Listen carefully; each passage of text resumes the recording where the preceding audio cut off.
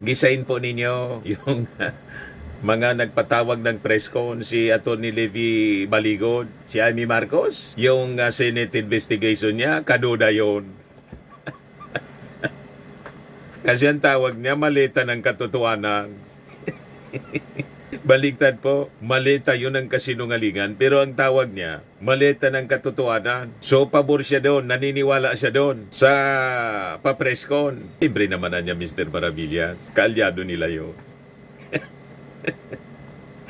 Di ba? Ah.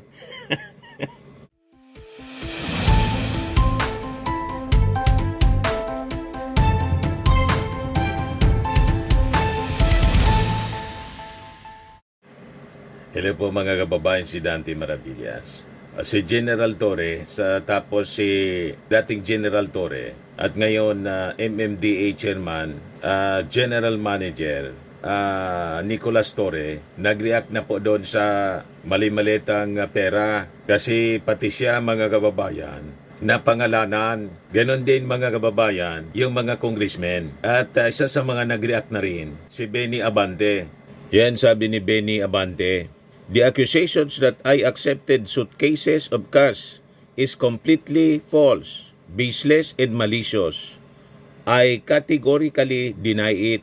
Hindi lang po mag-deny yung dapat gawin ninyo. Kasi marami kayong pinangalanan doon. Magpatawag po kayong congressional investigation para hindi na maulit ang ganitong pagpapakalat na mga malicious information or accusation. Sabi ni Benny Abante, simply a product of politics niya.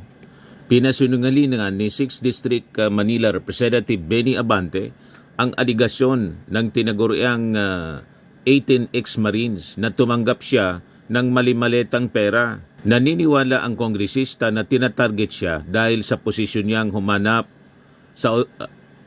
na hustisya para sa mga biktima ng extrajudicial killings. I stand my record, I stand my principles.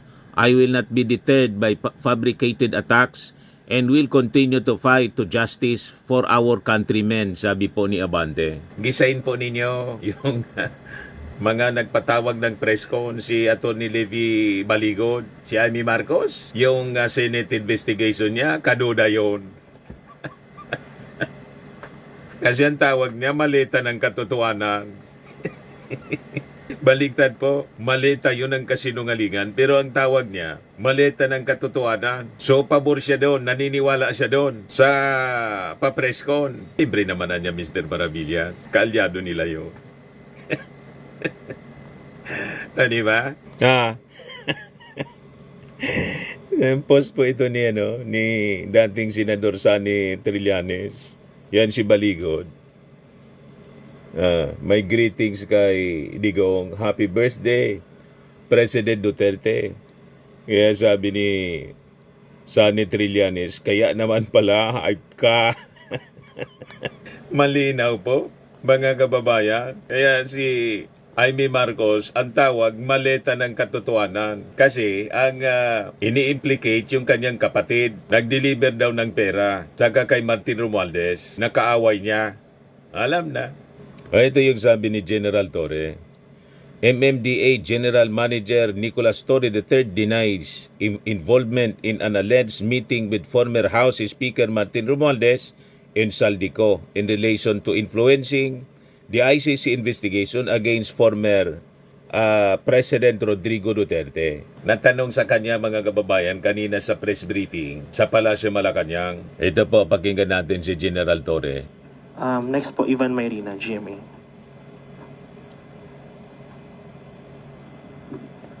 Ipanin po ninyo hindi konektado sa 136 ito. Pero sasamantalayin ko na po since nandiyan kayo. With the indulgence of Yusek Claire. Ma'am, with the indulgence of Yusek. Nabanggit po kasi kayo dun sa isang dokumentong inilabas kahapon ni Atty. Baligod. Sa isang pulong daw nakasama kayo ni Martin Romualdez at Saldico. Ito po ay para suportahan ng kanilang aligasyon na binabayaran daw yung mga ICC investigators. At your name was mentioned as present dun po sa isang meeting sa isang bahay sa Bel Air. What do you have to say to this, General? Alam mo, nakita ko rin yung affidavit na napakarami ng pangalan na involved, no? Allow me please to reserve my comments regarding that matter kasi hindi nga natin alam kung yan ay kaya nilang isubstantiate at tataasan nila ng kamay para sila ay mag-subscribe dyan. Baka mamaya at the end of the day, sasabihin, joke only yan eh. Di ba? So it's really non-issue right now for me because hindi naman akong bida dyan. Napakarami ng pangalan dyan. Po, you don't know where this is coming from. Most probably, alam ni Attorney Baligo dyan kung saan ang gagaling yan. Pero nasa sa kanya ngayon yan kung ano ang kanyang purpose regarding that matter. Salamat po. Thank you, Yusek. Okay po. Yun na po ang last. Nakita na ninyo, ayaw ng patulan, mga kababayan ni General Torre. Kasi mamaya niya, baka sabihin, joke man lang, kasi hindi man sinumpaan. Di ba? Ito naman yung naging statement ni Colonel Francel Padilla, spokesperson ng Armed Forces, tungkol sa isyong ito. Dali lang. Hindi, no, sa mga Congress, hindi. Sa ngayon, ang Presidential Security Command natin, we perform security detail to the President, to the Vice President, and to the First Family. Yung mga congressman walang gano'n. Hindi. So, kung going back to the Hindi, no, sa mga let the legal, legal entities, do their jobs dito sa sa usaping ito.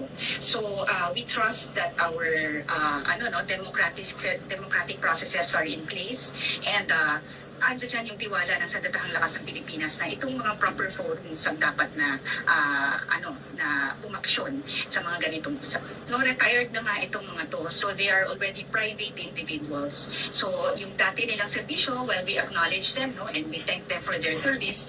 We do not want the Armed Forces of the Philippines to be dragged into political issues. So patuloy kami, focus kami, and I hope na hindi po kami ilihis dito sa mandato namin, that is to protect our sovereignty and of course protect the people in the state. Ulitin natin. Panawagan natin dyan, no, sa ating mga kababayan, let us be discerning, no.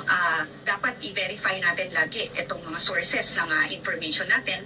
Ang titignan natin dito, let's let the legal legal entities do their jobs dito sa sa usaping ito.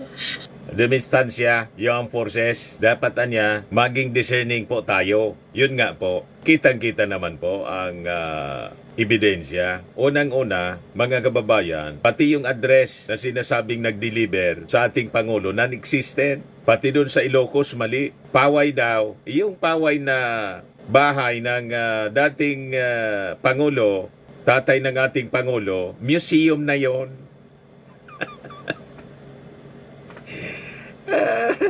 Sablay, mga kababayan, yung kwento ni Atty. Levy Baligod. Ngayon, si mamamayang liberal representative Laila de Lima nag-react na rin. Sabi niya, how preposterous, sobrang nakakatawa ang pinalabas nilang isa ako sa mga pinadalhan o tumanggap ng maleta. Clear demolition job, concoction of lies. I absolutely and firmly deny any such ridiculous claim. Ipatawag po ninyo, mag-resolution kayo for an investigation sa Congress. Kasi yung resolution and investigation sa Senado, ang nag-sponsor si Amy Marcos. Ang tawag niya sa maleta ng katotohanan. Gustong ang ibig sabihin nun, ang agenda ni Amy Marcos, i-sustain yung propaganda. Naniniwala siya malita ng katotohanan. Di ba? Kung bakit siya naniniwala doon, alam na natin kung kanino siya allied. Galit siya sa kanyang kapatid, galit siya sa kanyang pinsan na si Martin Romualdez. Yung ating Pangulong Bongbong Marcos nga, inakusa na rin niyang bangag.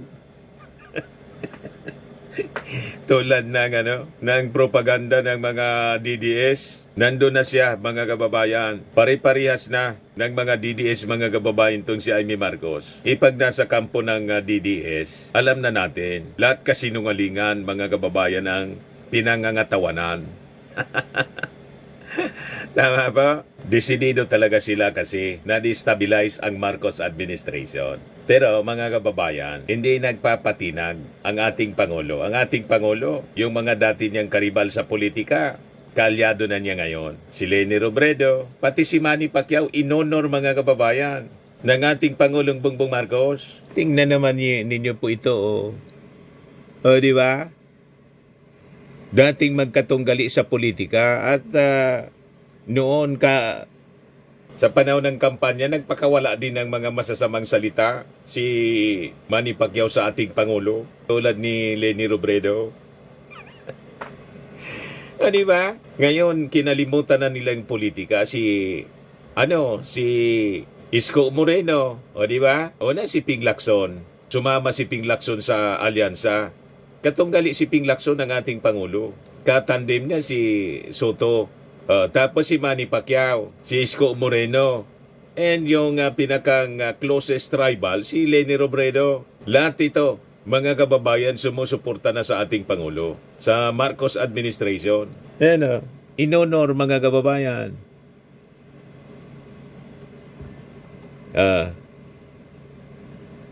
Di ba? Ang saya-saya mga kababayan. Sabi dito, simbolo ng sipag, disiplina, pananampalataya at tagumpay na patuloy na nagbibigay inspirasyon sa bawat Pilipino. Isang mahalagang bahagi ng kasaysayan, inspirasyon at ligasiya para sa mga Pilipino ang sinisimbolo ng mga memorabilia ni Manny Pacquiao na formal na itinurn over sa Philippine Sports Museum. Pinangunahan ni Pangulong Ferdinand Marcos Jr. ang pagtanggap ng sagisag ng tagumpay mula sa People's Champ, kabilang ang competition shorts na ginamit sa kanyang makasaysayan na laban at isang WBC Championship belt na kumakatawan sa kanyang pambihirang karera at sa pamatagalang ambag niya sa dangal at pagkakakilanlan ng bansa. Sa lalagak ng mga ito sa museo, lalo pang pinagtibay ang kanyang impluensya sa kabataan Pilipino at sa mga susunod na henerasyon ng atleta, bilang paalala na ang pagsisikap at determinasyon ay kayang magatid ng tagumpay, hindi lamang para sa sarili kundi para sa buong sambayanan. Ganun ang ating Pangulo, hindi siya namimersonal, hindi siya pikon. Nakita na ninyo kung gaano kabosilag ang puso ng ating mahal na Pangulo. Ito yung ating Pangulo, handover ceremony, Muna, siyempre, Manny Pacquiao memorabilia. Idol natin lahat, ang kampiyon. Our champion, hindi lamang sa boxing, kung hindi sa lahat ng kanyang katangian bilang isang Pilipino, ang ating minamahal na champion, tama si Senator Manny Pacquiao. Di ba? And of course, the officials and members of the PSC led by Pato Gregoro, officials and members of the Paralympic Committee led by my former classmate Mike Maredo, lahat ng ating national athlete, of course the First Lady, Lisa, who has played a large part in putting all of this together.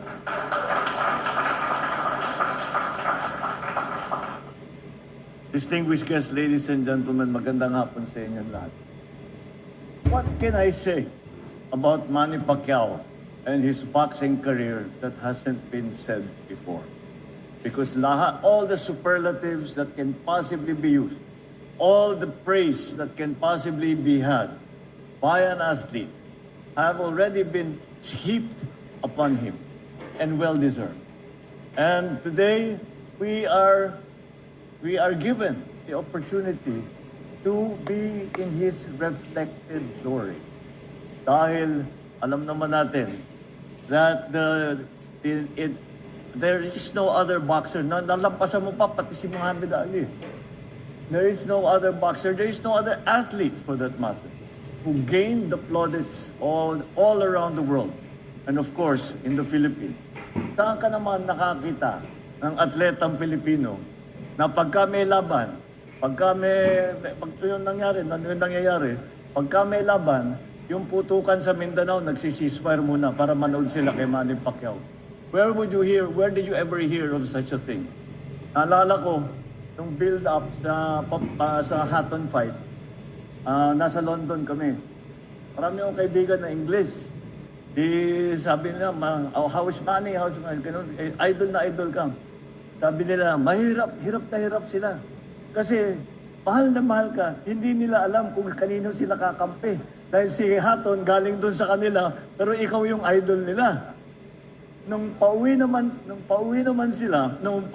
kami, nasa Hong Kong kami nung aksyon na laban. So, naghanap kami ng lugar kung saan kami makapanood. Nakahanap kami ng sports bar. Alam mo, remember Lisa, we went there. Nakahanap kami ng sports bar. Punta kami sa sports bar, manonood kami. Eto na, yung mga undercard, yan, naglalaban.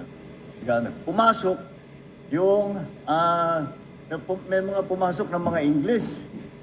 Tapos, nandun sa likod namin. Ayan na. Sabi ko, kami nag-aalala kami. Sabi ko, alam mo, inaalala ko, dahil alam namin, si Hatton, lakas sumuntok nun eh.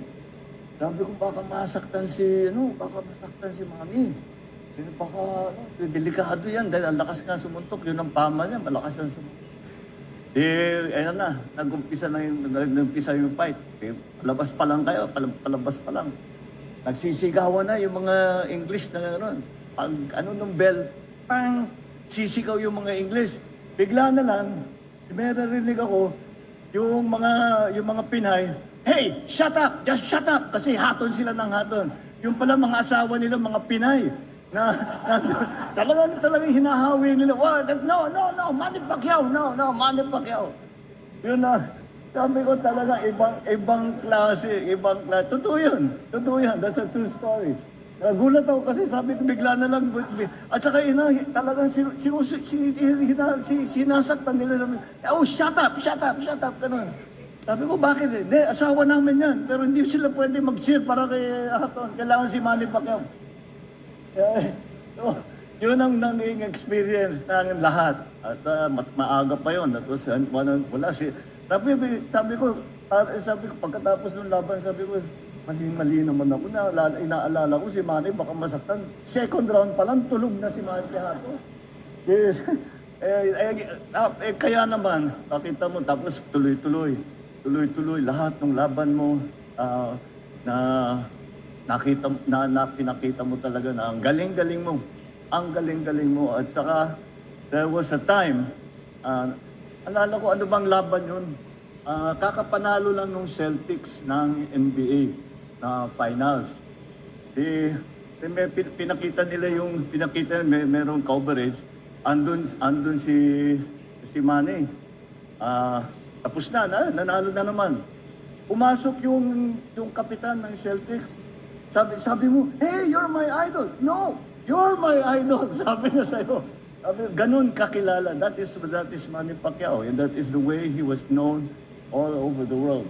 And we can say that sa buong kasaysayan ng Pilipinas, there was never a time when we were more proud to be Filipino than when Manny was winning all those fights but hindi lang kasi napakagaling niya, never niya kinalimutan ang pagka-Pinoy niya. Lagi niyang, biruin mo, pumunta kami sa birthday niya, pinakanta siya. Ang kinanta niya, pasigaw-sigaw pa, Pinoy ako.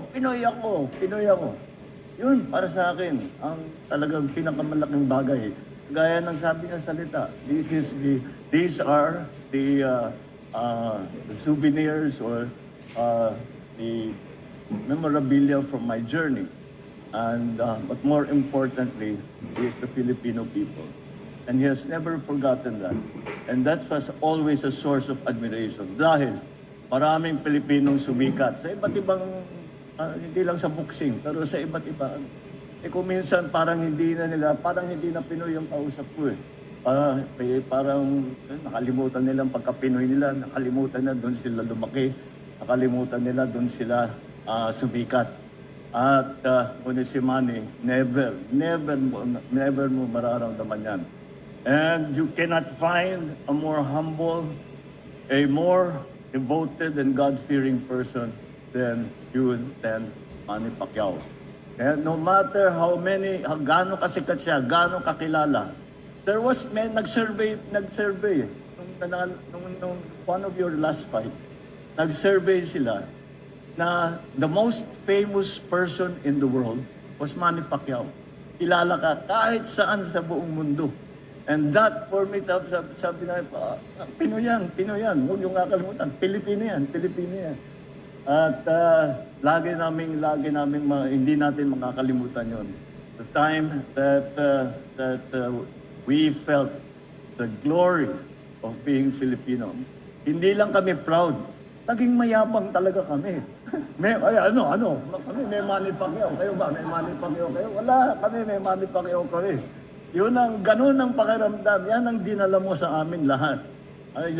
Dinala mo sa Pilipino, sa bawat isang Pilipino, both those living here in the Philippines and those abroad. At ginawa mong fans ang buong mundo, naging supporter mo, naging fan mo dahil napakagaling mo. But there is a side also to Manny that maybe most people do not know about. I remember when we went for the dinner during the awards sa Ilorde at pinuntahan namin. At lumabas, lahat ng mga boksingero na wala na silang hanap buhay. At yung iba tinamaan na nagkasakit, na nagkaramdaman. Lahat yung tinulungan ni Manny. Hindi niya sinasabi kahit na kanino. Kung hindi nila in-announce doon sa programa na yun, nobody would know about it.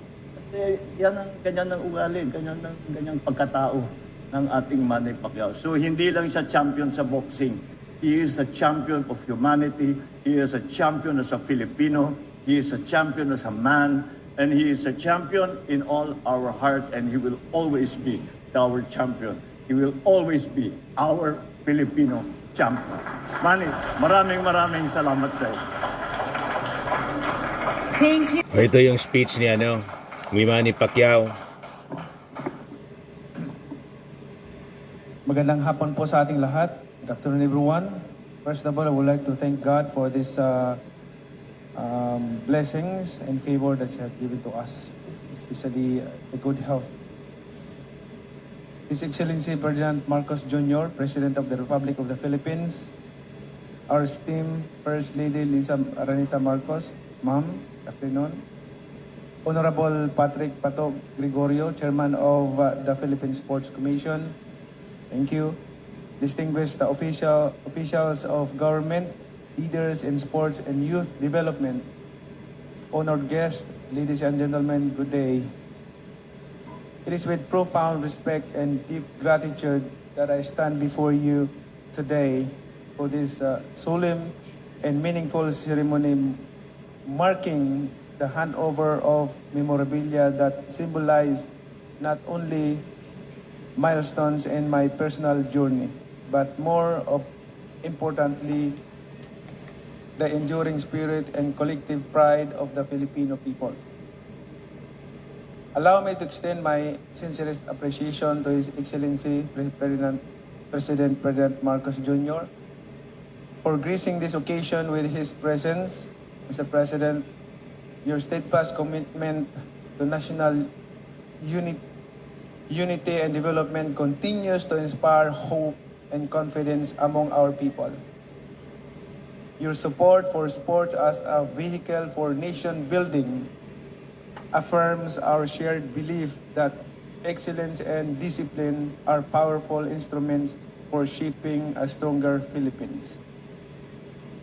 To our gracious First Lady, Ma'am Lisa Araneta Marcos, thank you for honoring us with your presence. Your dedication to cultural preservation and social development reflects a deep commitment to uplifting the Filipino spirit and nurturing the values that define us as a nation. I likewise extend my heartfelt gratitude to Chairman Patrick Pato Gregorio and the Philippine Sports Commission for your tireless efforts in advancing Philippine sports and empowering our athletes. Your leadership ensures that the legacy we celebrate today will continue to inspire generations to pursue excellence with integrity and honor. Today's ceremony transcends the simple transfer of treasured items. This memorabilia represents stories of perseverance, sacrifice, faith, and unwavering determination. They stand as enduring reminders that every triumph achieved was made possible through the collective prayers, support, and unity of the Filipino people. Each piece carries with it the spirit of a nation that believes in courage, resilience, in the power of dreams. They are not merely symbols of victories inside the ring, but reflections of the Filipino character, strong in adversity, humble in success, and steadfast in faith. It is my earnest hope that this memorabilia will serve as a source of inspiration for our youth and future generations. May they remind every Filipino that greatness is not measured solely by achievements, but by the strength of one's character, the depth of one's faith, and the willingness to serve others with humility and compassion. As I continue my boxing career and as a public servant, I remain committed to advancing opportunities that empower our people, particularly our youth, to realize their full potential. Together, let us continue to cultivate a culture of excellence, discipline, and patriotism that will guide our nation toward a brighter and more prosperous future. May this occasion reaffirm our shared commitment to preserving the legacy of Filipino excellence and passing on the values of perseverance, honor, and service to the generations that will follow. Maraming salamat po sa inyong lahat, sa inyong patuloy na suporta at pagkilala sa ating bayan.